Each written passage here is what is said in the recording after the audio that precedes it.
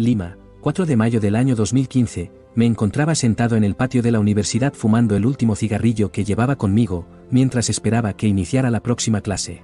Todo indicaba que se trataría de un día más, como cualquier otro, desperdiciado en ese infructuoso intento que era la vida. O al menos eso era lo que pensaba, hasta que vi llegar a Eric.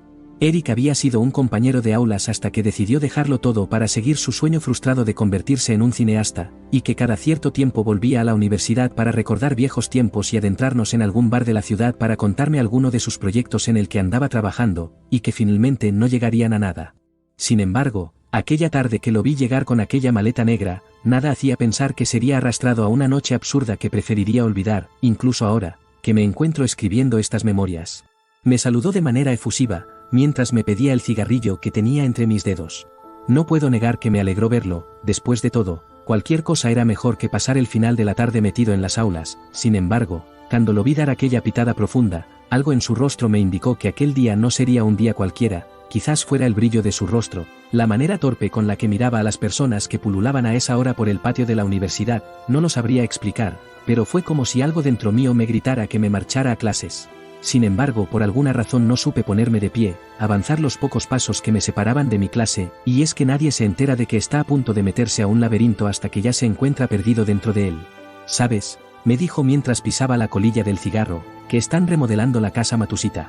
De hecho lo sabía, pues todos los días pasaba por ella para ir a la universidad.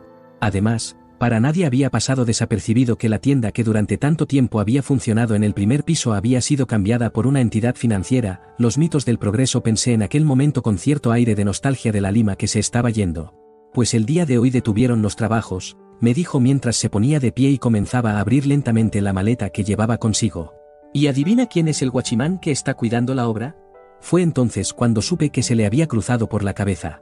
Tenemos vía libre para entrar por la noche y filmar la última noche de la casa Matusita. Fue de esa manera en cómo decidimos enrumbar nuestros pasos hacia aquel lugar. El atardecer estaba a punto de desaparecer, mientras la ciudad comenzaba a inundarse por un sinnúmero de personas que pugnaban por subirse al transporte público para iniciar el recorrido de vuelta a casa. Debo de admitir que la idea de entrar hacia aquella casa de la cual tanto se había hablado terminó por entusiasmarme. Si bien no entendía muy bien qué era lo que tenía pensado hacer, me dejé arrastrar una vez más en uno de sus tantos proyectos. Después de todo, ¿cuándo volvería a tener una oportunidad como aquella? Mientras caminábamos, no pude dejar de pensar en toda la historia que existía alrededor de aquella casa. Se decía que en 1754, la Santa Inquisición tomó presa a una mujer de ascendencia persa llamada Parvané, que se dedicaba a la sanación de enfermedades incurables, lo que causó que se le considerara una hechicera. Luego de torturarla incansablemente, ella tuvo que admitir ser seguidora del demonio, por lo que fue condenada a morir en la hoguera. Pero se dice que antes de su muerte, la mujer lanzó una maldición en la casa que habitaba en esa época, que era nada menos que la casa Matusita. Luego de esto, la casa se mantuvo deshabitada hasta el siglo XIX, cuando una familia japonesa empezó a vivir allí. Se dice que aquí es cuando empezó la maldición. Hay varias teorías acerca de qué es lo que sucedió en la casa en esa época, entre ellas está que se oían voces y se veían sombras de una manera incontrolable, lo que hizo que la situación fuera insostenible, tanto que el padre de la familia enloqueció y maltrató a sus empleados tanto física como psicológicamente. Es por eso que el mayordomo y la mucama de la casa decidieron asesinar y descuartizar al hombre. Luego de realizar este atroz acto, trataron de incendiar la casa, pero al final, no se destruyó en su totalidad, y ellos fueron apresados y llevados a una institución mental. Otra versión indicaba que el padre de la familia descubrió la infidelidad de su esposa, así que lleno de rabia y celos, el hombre decidió matarla y descuartizarla. Puso los miembros de la mujer en cada rincón de la casa y cuando sus hijos llegaron y vieron la escena, el padre decidió matarlos también. Al haber asesinado a toda su familia, el hombre atormentado decidió quitarse la vida. Sin embargo, la leyenda más conocida ocurrió a finales de los 70. El conductor del programa de TV Los fantasmas se divierten, Humberto Vilchez Vera, apostó a que era capaz de permanecer 7 días en la casa Matusita sin enloquecer ni morir. El animador entró a la casa con cámara en mano y solo bastaron 2 horas para que Vilchez saliera de la casa gritando, profiriendo insultos y con espuma en la boca. Cuenta la leyenda urbana que después de este hecho el conductor tuvo que ser recluido en un manicomio por más de 1 año y que posteriormente desapareció. No obstante, Vilchez publicó el libro El cazador de fantasmas, en donde desmiente haber ingresado a la casa y haberse vuelto loco, pues, lo único que buscaba el argentino era subir el rating de su programa, cosa que consiguió y de paso revivió la leyenda de la embrujada casa. Lo cierto era que el misterio era mucho menos misterioso como suele ser en estos casos. En 1925, la familia Andrade Fernández fueron propietarios del lugar, y con el pasar de algunos años, alquilaron la casa. Allí se instaló la ferretería Matusita, nombre que quedaría en la mente de todos los peruanos. La ferretería se encontraba en el primer piso y los trabajadores y personas que visitaban el lugar afirmaban oír sonidos extraños en el segundo piso. Para don Ladislao Terry, dueño de la casa, la verdad es más simple y sin hechos paranormales. Para él, las historias empezaron por culpa de un empleado borracho, un guardián que era el jardinero de la casa de su abuela. Los fines de semana se pegaba sus buenas borracheras. Entonces subía a medianoche y ya no había luz en la casa. Subía tropezándose a medianoche.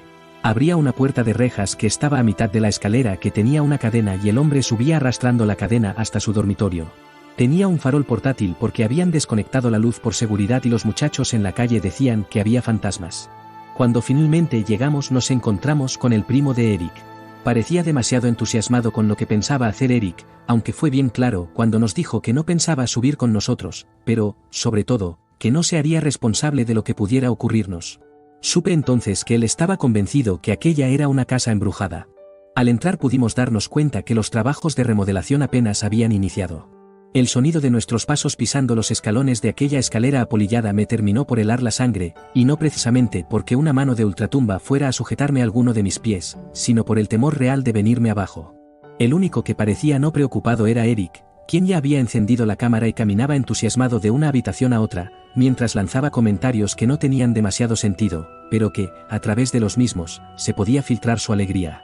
Yo apenas me limitaba a seguirlo, mientras intentaba imaginarme aquellas habitaciones en su tiempo de gloria. Estaba claro que había sido una casa hermosa, y que probablemente las personas que habían habitado aquel lugar habían sido muy felices. En eso me encontraba cuando de pronto comenzamos a oír unos ruidos apenas imperceptibles, como si se trataran de cadenas golpeando las paredes. Al inicio creí que se trataba de mi inconsciente jugándome una mala pasada, sin embargo, cuando los ruidos se acrecentaron y comenzó a oírse una voz como de ultratumba lanzando lamentos, la piel se me erizó y una gota de sudor frío descendió por mi espalda, como si se tratara del frío toque de la muerte. No tuve tiempo de reaccionar cuando el cuerpo pesado de Eric me empujó cuando éste salía corriendo a toda prisa llevándose la única linterna que teníamos. Fui a parar de bruces contra los restos de madera de lo que supuse habían sido muebles finos. Me puse de pie de manera inmediata, pero me encontraba perdido. Por las ventanas se filtraba la luz amarillenta del alumbrado público, pero no pude evitar perderme entre las habitaciones, una tras otra, buscando la que esperaba ser la salida, pero fue entonces que oí un grito desgarrador seguido por el sonido de algo que acababa de romperse. En aquel momento no supe reconocer la voz de mi amigo pese a que comencé a llamarlo en búsqueda de ayuda. Solo fue luego de varios minutos de estar caminando sin rumbo, que pude finalmente llegar a la salida. Cuando inicié el descenso por las escaleras, pude ver un gran forado entre los escalones. No se podía observar nada, solo un haz de luz titilante a punto de desaparecer, por lo que supuse que mi amigo había caído por aquel hueco.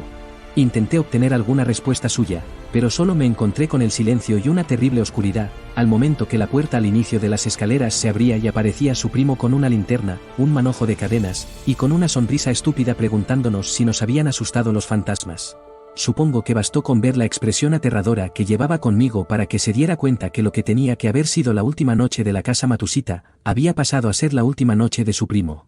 Lo cierto es que aquella sonrisa estúpida se le terminó esfumándose de su rostro casi al instante.